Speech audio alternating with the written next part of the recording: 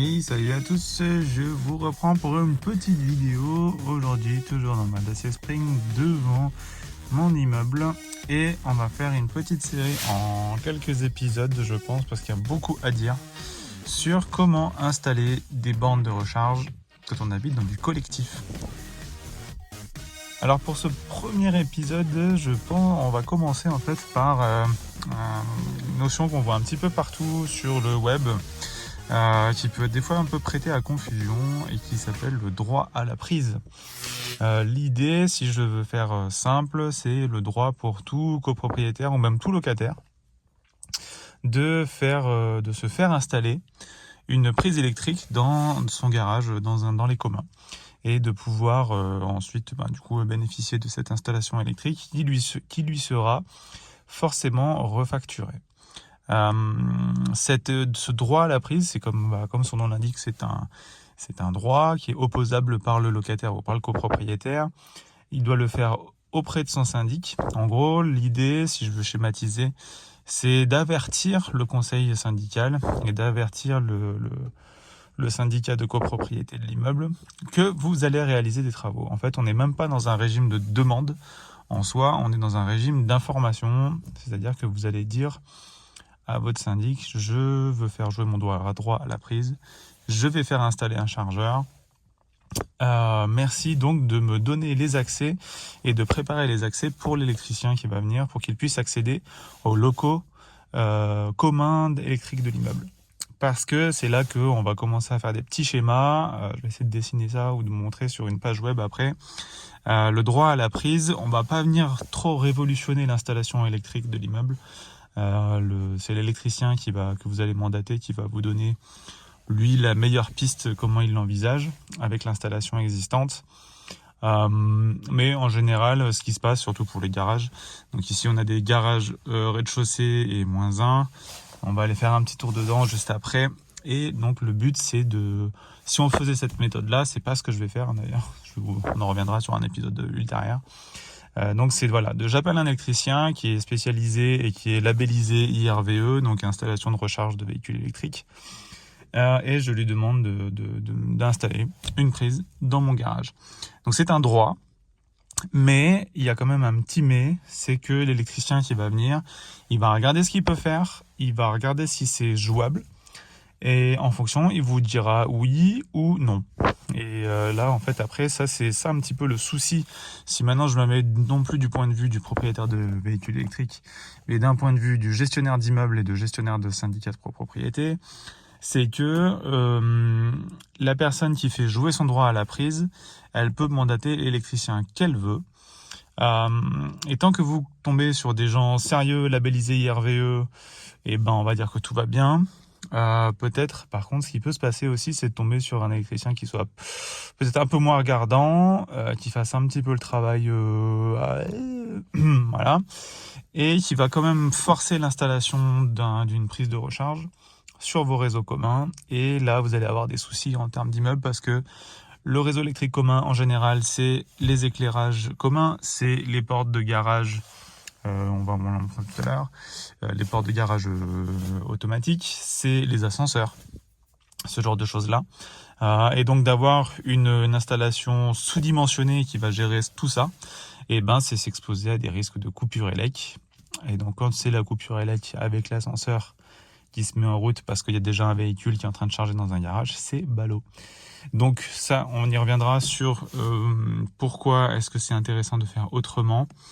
Et si je rebascule une dernière fois, avant d'aller voir de plus près dans le garage comment ça pourrait être mis en place, si je rebascule du point de vue du propriétaire de véhicules électriques, donc l'avantage que j'ai à y trouver, ce serait, c'est moi qui assume 100% du coût de l'installation, c'est moi qui assume tous les frais d'install qui vont avec. Et en plus, je vais payer l'électricité que j'ai consommée. Alors ça, on pourra se dire, c'est normal, en copro, on consomme l'élec qu'on a consommé, mais du coup, ça veut dire que l'électricien, il doit installer un sous-comptage, de la manière qu'il veut, mais il faut installer un sous-comptage qui permet de connaître la quantité d'électricité et d'énergie que vous avez consommée et qui vous sera refacturé par la copro. Je vous propose que pour la suite, on aille voir dans le garage. Alors c'est un peu sombre, mais on va essayer d'y voir un peu. Alors c'est l'installation qui est ici, hein, qui est chez moi, mais ça vous donnera une idée de comment ça peut être envisagé. Je continue dans les garages. Alors c'est pas très lumineux, juste pour illustrer le principe. Donc vous avez un niveau de garage et vous avez en général ce compteur électrique des communs qui est présent. Donc sachez que si vous faites jouer votre droit à la prise, en général l'électricien va venir se greffer quelque part dans ce tableau. Il va venir voir s'il y a de la place. Alors pas de la place physiquement, parce que vous voyez qu'en général ils sont assez grands. Surtout voir s'il y a de la place en termes de puissance électrique installée. Alors, si en plus il y a la lumière qui s'éteint, ça va pas être simple. Voilà. Peut-être mettre le... Donc par contre, il faut savoir que le droit à la prise, c'est un régime de premier arrivé, premier servi. C'est-à-dire que la première demande qui arrive, l'électricien va venir, il va trouver de la place en puissance. En plus, c'est du triphasé, donc il y a quand même de quoi faire. Par contre, vous voyez, c'est des arrivées en triphasé en 32 ampères, donc ça veut dire que potentiellement, si vous mettez 3 véhicules sur chaque phase, et ben c'est voilà, terminé. Il n'y a plus d'autre puissance. Donc voilà, au bout de 3 voitures ou de 3 garages qui ont demandé le droit à la prise, et ben l'électricien qui arrive, il dit bah non, je suis désolé monsieur, ou madame, je suis désolé, mais je ne peux plus installer de dispositif, il n'y a plus assez de puissance disponible. Donc je ne peux pas intervenir, ou alors il va falloir qu'on fasse des travaux de rajout, d'arrivée de puissance, etc., qui vont vous coûter démentiellement cher. Et donc vous ne pourrez pas faire jouer votre droit à la prise là-dedans. Donc ça, c'est une des raisons d'un point de vue de la copro, où il faut essayer d'avoir une autre solution que cette solution du premier arrivé, premier servi, parce que vous allez forcément avoir au bout d'un moment des conséquences sur les autres organes communs, c'est-à-dire les portes de garage, les éclairages, les ascenseurs, etc., etc. Donc pas une bonne idée. Sachez que d'un point de vue de la copropriété, vous pouvez vous opposer à un droit à la prise. Alors tout à l'heure j'ai dit qu'on ne pouvait pas s'y opposer. Si, en réalité, il y a une manière de s'y opposer, c'est d'avoir une autre solution à proposer. En gros, c'est d'avoir une raison, alors je ne sais plus comment c'est écrit dans le texte, d'avoir une raison nécessaire et suffisante. Et en fait, l'idée, c'est que de proposer un système commun de recharge de véhicules électriques est une manière de s'opposer au droit à la prise d'un des copropriétaires ou d'un des locataires. Donc c'est bon à savoir que, en gros, en plus, vous avez normalement, en tant que copropriété aujourd'hui, vous avez l'obligation de faire figurer à l'ordre du jour de vos AG de la question de quid des infrastructures de recharge de véhicules électriques. Donc vous avez tout intérêt à prendre cette question à bras le corps, vous en saisir et regarder ça d'un petit peu plus près. Donc nous, c'est ce qu'on a fait ici, et on va partir probablement sur un opérateur tiers. Donc ça, j'en reviendrai dans un prochain épisode. C'était l'idée de faire l'installation du droit à la prise. Donc imaginons qu'on aille jusqu'au bout quand même de la démarche. Donc là, l'électricien va venir poser un dispositif de comptage, un départ probablement en 32 ampères, va cheminer là où il peut et arriver dans un garage. Vous installez un compteur, vous installez un chargeur. C'est des installations, si vous installez un type wallbox, c'est des choses que vous n'avez pas le droit de faire vous-même. De toute façon, intervenir sur les communs, c'est quelque chose que vous ne pourrez pas faire vous-même non plus. La copropriété va demander que ce soit un électricien qualifié qui sache s'y fait, et c'est pas plus mal pour ce genre de choses.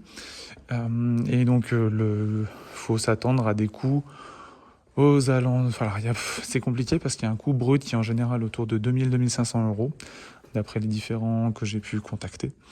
Il faut apporter un petit peu de nuance à ça, c'est qu'il y a un certain nombre d'aides qui sont disponibles pour pouvoir prendre en charge ces installations. Vous pouvez regarder le site de l'ADEME, entre autres, et le site de... ça y est, j'ai le nom qui m'échappe. C'est pas Agir. Je remettrai le lien en bas de la vidéo. Qui permettent de diminuer un peu cette facture. Mais il y a des petites lignes du genre... pour bénéficier de cette aide, il faudrait que votre installation soit sur une installation jour-nuit. et ce qui en général n'est pas le cas des installations communes. Donc voilà, ça fait partie des petites choses à voir. Donc je vous retrouve pour un prochain épisode sur l'installation en copropriété, mais cette fois-ci avec un opérateur.